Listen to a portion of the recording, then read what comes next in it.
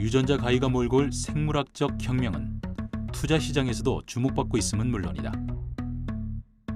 미국 기술시장 조사업체 이모젠 리서치에 따르면 2020년 14억 4,600만 달러 규모였던 전 세계 유전자 가위 시장은 오는 2028년 62억 2,100만 달러로까지 확대될 것으로 예상되고 있다. 시장이 매우 크게 형성되어 있는 것 대비 영원히 유망주 아니냐라는 얘기까지도 들을 정도로 시장이 아직 커지지 않은 그런 상황인데요.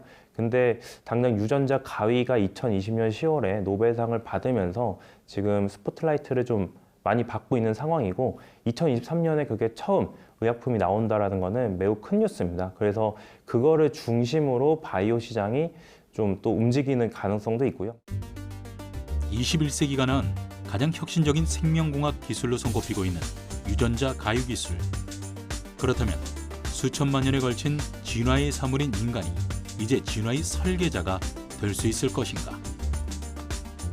새로운 개념의 치료제인 유전자 가위 기술은 아직까지 국내는 물론이고 국제적으로도 규제나 가이드라인이 미비한 실정이다. USDA 같은 경우에는 그 외래 유전자가 없는 그런 유전자 가위 기술을 적용했다는 정보만 잘 제출해 준다면 그걸 확인하고 어떤 규제를 면제해주고 있는 그런 상황입니다. 나머지 FDA, 그러니까 식품 관련 FDA나 환경 관련 EPA에서도 유사한 방식으로 좀 안전관리 규제를 개선하겠다는 이제 생각을 갖고 있는데 아직 그 확정되지는 않았고 곧 그런 비유사한 어떤 절차가 나올 것으로 예상을 하고 있고요. 일본은 워낙 해당 법률에서 외래 유전자가 없는 경우는 GMO로 분류하고 있지 않습니다. 일본 자체는. 그러다 보니까 유전자 가위 중에서 외래 유전자가 삽입되지 않는 그런 경우에 있어서는 당연히 규제를 면제하고 있는 그런 상황이고요. 저 유럽연합 집행위원회에서는 이거에 좀 규제 개선이 필요하다 이런 지금 생각을 갖고 있고 그래서 지금 몇 년간 연구를 하고 있습니다. 그래서 내년 상반기에 연구 정책 방향이 지금 나올 것으로 예상을 하고 있거든요. 인간 배어와 관련된 윤리 문제도 더욱 쉽지 않은 문제다. 찬성하는 입장에서는 유전 질환을 안고 태어나는 것보다 배아 상태에서 유전자 가위를 사용해 유전 질환을 없애줘야 한다고 주장한다. 반대하는 측은 인간 배아를 생명으로 간주하기 때문에 유전자를 편집하는 것은 옳지 않다고 말한다.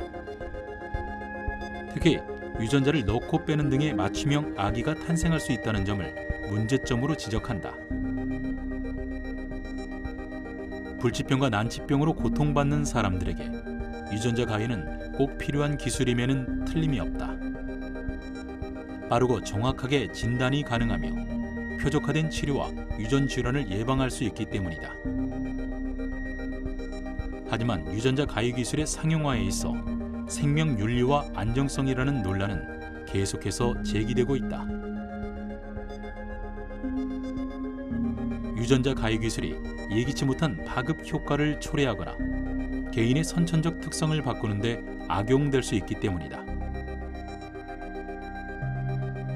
유전자 가위 기술이 점점 발전하는 만큼 윤리적인 문제나 부작용을 최소화하려는 노력이 절실하다. 이와 관련된 논의나 입법화는 뒤처진 만큼 유전자 편집 생명체에 대한 관심과 논의가 필요한 시점이다. 유전자 가위를 사람의 질환에 직접 이용하는 문제는요, 여러 가지 아직 이슈들이 해결이 돼야 되는 점들이 있는데요. 첫 번째로는 유전자 가위가 굉장히 정교한 유전자 편집을 가능하게 하지만 여전히 우리가 알지 못하는 여러 돌연변이들을 만들어낼 수 있는 잠재적인 위험성을 가지고 있습니다. 그래서 우리가 유전자 가위를 얼마나 정확하게 만들어서 우리가 원하는 유전자만 치료를 하고 다른 유전자들에게는 위험성을 만들지 않는 그런 정교한 유전자 가위를 만들 수 있느냐가 사람에게 적용 가능한 유전자 가위 기술의 가장 중요한 핵심이 될 것이고요. 그리고 두 번째로는 유전자 가위를 통해서 우리가 유전자를 마음대로 조작을 하게 된다고 하면 그게 과연 꼭 필수적인 질병의 그 고통을 받는 환자들뿐만 아니라 우리가 더 나은 인간의 형질을 위해서 유전자 가위를 사용하는 것까지 허용을 할 수 있느냐라는 윤리적인 그런 문제들에도 봉착을 하고 있습니다. 그래서 유전자 가위는 현재 많은 이 잠재력을 가지고 있지만 우리가 이를 사용함에 있어서 좀 더 어떤 정교한 연구가 필요할 거라고 생각을 합니다. 생명공학 분야에서 가장 주목받고 있는 기술 중 하나인 유전자 가유 기술은 우리가 그동안 다가가지 못했던 질환을 정복할 수 있도록 도울 것이다.